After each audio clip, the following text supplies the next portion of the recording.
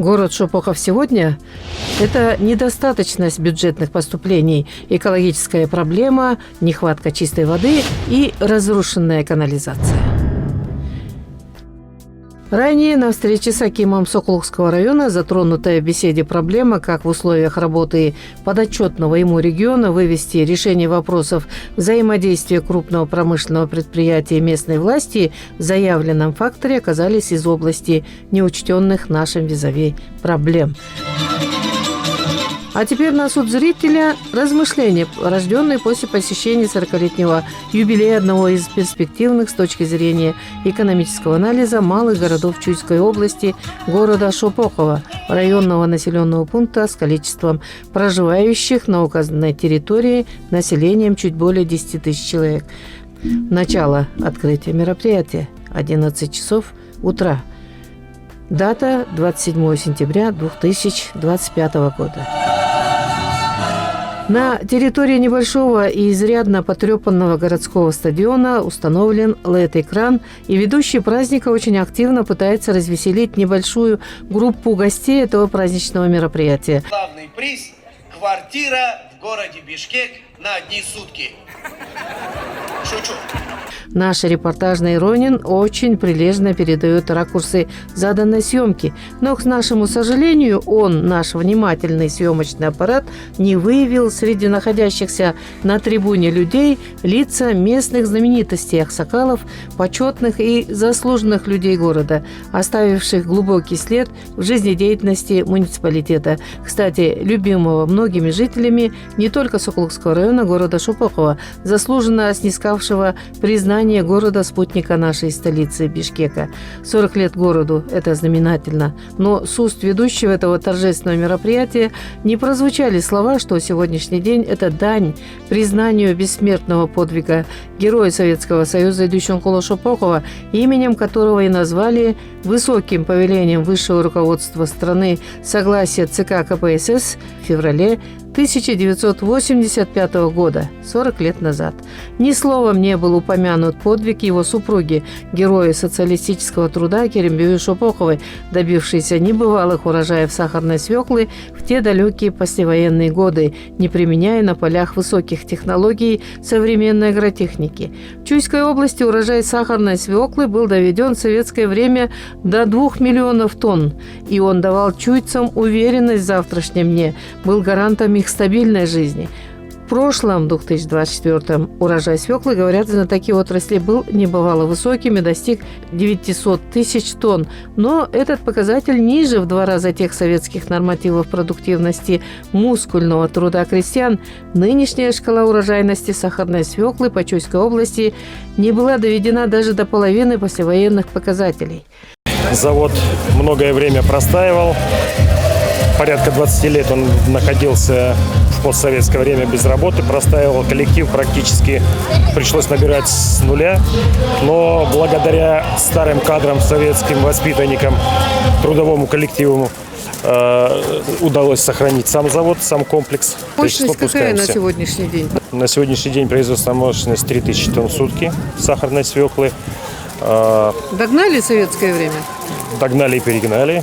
Да, была проведена модернизация комплексно в течение 2 этапов. 2 этапа прошла модернизация. И в настоящее время готовы перерабатывать от 320 до 360 тысяч тонн сахарной свеклы за сезон. В 80-х годах прошлого века город Шопохов был процветающим оазисом в системе населенных пунктов не только Сокулукского района, но и республики. Здесь были чистые улицы, магазины ломились от товаров первой необходимости, школы были укомплектованы высококлассными педагогическими кадрами. Их выпускники поступали не только в советские вузы, но и без особого труда, в силу полученных качественных знаний, покоряли московские высшие учебные заведения. Все это было, но почему-то в демонстрационном ролике на великолепном электронном экране ничего об этом не было рассказано. Также не было сказано ни слова о чаяниях и достижениях самих жителей славного города, как достойных продолжателей прошлой великой героической вехи. В городе со 100-тысячным населением сегодня половину жителей составляют представители славянской этнической группы. И мы, представители государственного телеканала, правильно восприняли стремление организаторов этого праздника вести программу на русском языке и поддержали его тональность. Начиная с 2000-х, сахарный завод начал свою деятельность сначала как открытое, затем закрытое акционерное общество. Долгие годы возглавлял сахарное производство Александр Барбалат. Но, оказывается, с апреля 2021 года директора завода акционеры переизбрали. Им стал Павел Немченко. Приглашенный на трибуну городского мероприятия, он безапелляционно заявил о градообразующем статусе возглавляемого им предприятия. Слова обязывали к определенной ответственности, потому и оказался Павел Николаевич в роли нашего визави. Вот водоснабжение зависело полностью от вас. Как решили этот вопрос? В данный момент у нас 6 скважин, и несколько скважин мы отправляем на снабжение города водой. Город пробурил еще свои скважины, и совместно с нами мы обеспечиваем полностью Вас тоже должно беспокоить вот это вот состояние города. Экологическое состояние, здоровье. И вот смотрите, вот куда мы пришли. Почему вот такой подъезд? Почему вот место, где люди должны отдыхать, оно в ненормальном состоянии? В городе я вижу 2 большие проблемы. Это проблема, как вы сказали, с водоснабжением, она действительно есть.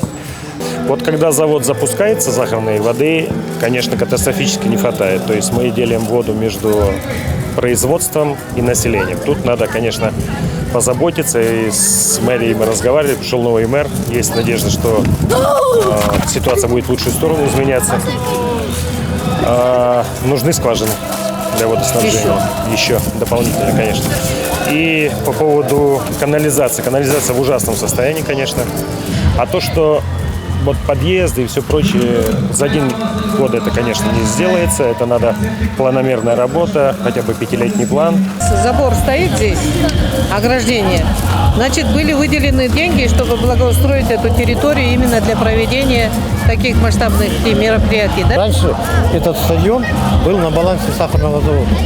Он не был на балансе мэрии города Шепетова. Поэтому в свое время мы не имели права вкладывать какие-то средства. Совсем недавно этот стадион перешел на баланс. И первое, что сделали, и правильно сделали, огородили. Почему? Потому что раньше здесь был сквозной проезд. Октябрь – это месяц, когда запускается сахароперерабатывающий цикл производства на заводе. Тогда же у жителей города каждый год начинаются проблемы с нехваткой питьевой воды. Не просто возник вопрос об ответственности завода перед городом. В условиях жизнедеятельности небольших городов с крупными предприятиями одним из важных факторов развития социальной инициативы является взаимодействие крупного промышленного предприятия и местной власти. Этот аргумент имеет место в практике таких стран, как Россия. И правовая защита граждан должна быть четко прописана в законодательной базе государства. Это уже в адрес почетных гостей юбилея города, восседающих с достоинством облаченных властью персон на трибуне, экс-депутатов 7-го созыва Джоркинеша Кыргызской республики Аманкана Кенджибаева и Венеры Раимбачаевой. Неделю назад темой специального репортажа нашего канала стала проблема жителей Шопокова, подвергающихся химической атаке с катастрофическими последствиями для физического здоровья людей, страдающих от результатов нарушения экологических нормативов в процессе сжигания вторичных отходов металлолома на заводе Lahore Steel Mills собственности пакистанских предпринимателей. 2 недели назад видим, как депутат Раимбачаева в сопровождении жителей посещает завод, и на этом пока все. Лед экологической проблемы не тронулся с места. Тем временем парламент объявил самороспуск. На этом празднике после своих бойких выступлений с трибуны оба депутата несколько часов вели очень активно беседы с жителями города. Что ж, до новых выборов остается всего ничего, лишь пару месяцев. Долгие беседы с горожанами отодвинули для экс-депутатов даже торжественный обед в юрте. Игра, наверное, стоила свеч. С официальными лицами покончили. Теперь почему на мероприятии нет руководителей муниципальных образований Сокулукского района, тоже вопрос. Почему-то на это мероприятие не были приглашены даже руководители других айнных аймаков Сокулукского района, не говоря о вышестоящем Бомонде. Президент настолько прослеживает ситуацию на сегодняшний день, да? Он, не побывав в этом месте, он уже знает все проблемы жителей. Мелкие проблемы. Он изыскивает средства, он их выделяет. Ну, другой вопрос, как они осваиваются, конечно.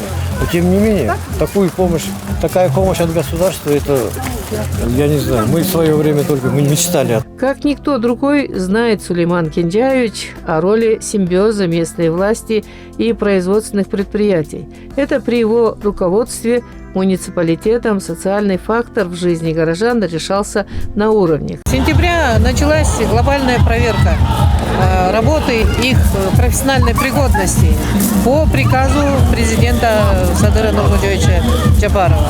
Всех проверяет повально. Что отличает ваше время и настоящее время? Что отличает? Ну, во-первых, как я уже говорил, это не просто огромная, громаднейшая польза государства, местному бюджету. А что такое местный бюджет? Это же благоустройство. Это же благополучие местных жителей. На этом все строится. Надо учитывать все это. Да, если государство будет уделять такое огромное внимание, какое оно на сегодняшний день уделяет, я думаю, лучших условий создавать не надо. Надо просто уже непосредственно работать. Да, работать на местах. Подходящие кадры.